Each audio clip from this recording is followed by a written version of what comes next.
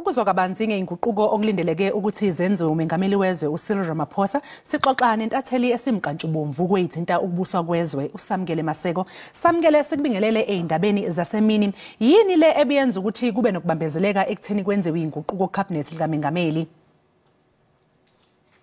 Into kade ilindiwe kakhulukazi ukuthi umongameli ubelinde ukuthi kufungiswe amalungu esishayamithetho sikazwelonke kakhulukazi ungqongqoshe omgcini mafa wase Treasury okuyena ungqongqoshe wezimali eNingizimu Afrika ungqongqoshe uNokgodongwane akade kumele afungiswe njengelunga lesishayamithetho kanye futhi nongqongqoshe obhekele ukuhwebelana namanye amazwe iMinister we-Trade and Industry uIbrahim Patel naye osefungisiwe namhlanje kuseni njengelunga lesishayamithetho sikazwelonke. Uphinde ubone futhi bekulindwe ukuthi kufungiswe noMarupino Ramaphosa okuyena osekela nobhala we-ANC kufungiswe noSikhlezikalala oyakade undunankulu sasesifundazweni Natal ephinde ebe ungqongqoshe obhekele ukusebenza kumasipala phecelezi cooperative governance and traditional affairs. Bafungisiwe ke bonke labo bantu njengamalungu esishayamithetho sikazwelonke.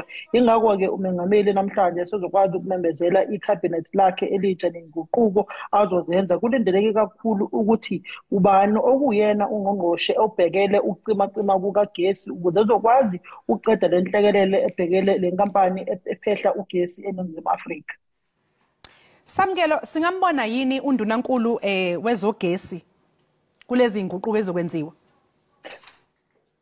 Inguquko ezokwenziwa sizombona ungqongqoshe ozobekwa njengongqongqoshe kagesi. Kulindeleke kakhulu ukuthi lo ngqongqoshe kagesi kube udokotela uRamaphosa uRamaphosa okuyena ophethe ihhovisi likamongameli ekubhekele izinto zengqalasizinda eNingizimu Afrika phecelezi uyena obhekele i-infrastructure eofisini likamongameli waseNingizimu Afrika.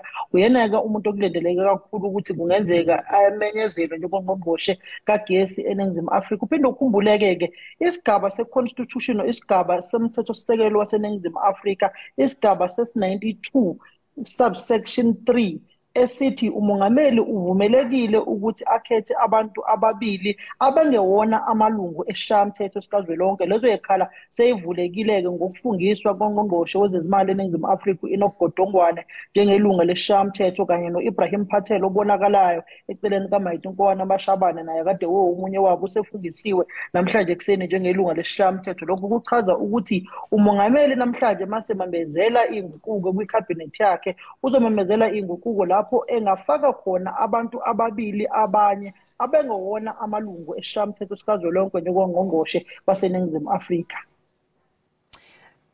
Samkele, singambona yini owayengundunankulu waKwaZulu Natal uSikhlezikalala ethola isikhundla esiphezulu kuhulumeni njengoba phela naye ubesanda kufungiswa njengelungu lePhalamende? Lokho-ke uSikhlezikalala ukhuzeni kuyabonakala ukuthi yena hayi uzosithola isikhundla esithe xaxa ngempela kuhulumeni kazwelonke. Asazi ngoba akekho ungqongqoshe obhekele ipublic service obhekele izisebenzi zikahulumeni njengoba wasula uAyanda Dlodlo wahamba wosebenza kuyibhange lombuso phecelezi ibhange likazwelonke iWorld Bank ngaphesheya kwezilwandle eMelika.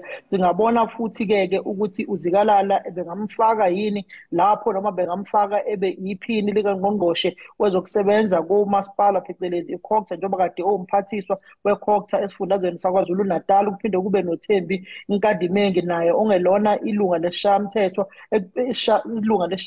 okubhekele ukuthi naye umongameli engamnika isikhundla esithe phezulu kancane naye njengokade iphini likangqongqoshe kuleka Dr. Nkosazana Dlamini Zuma. So lokho kuyacaca ukuthi naye kungenzeka athole ukuthi anyuse kancane imendlela enyusa uyena umongameli kanye naye ukhuzeni. Mase kuba nabantu abafana noPaxtow naye osefungisiwe njengelunga lesishayamithetho naye ekulindeleke ukuthi umongameli amphendlele isikhundla lapha kuhulumeni. Samkele, njengoba nje kulindeleke ukuthi umengameli enze lezi inguquko kucabinet naye lokho lumnamathele njalo nje udaba oluthinta iplazi iphalaphala, kanti ngokubona kwenu kuyogcina phi ngalolu daba Maseko?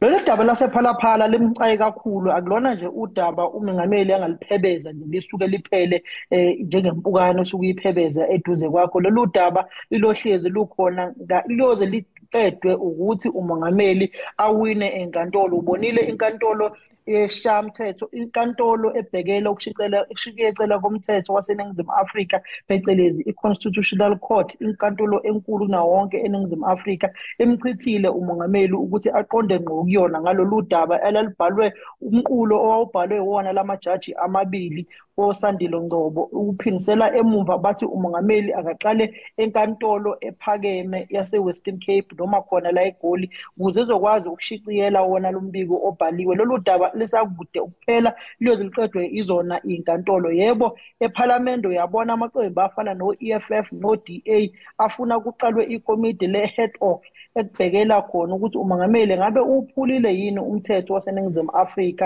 ngalezi gidigidi zamadola ezatholwa eplazini lakhe ePhalaphala nkathi lamadola entshontshwa.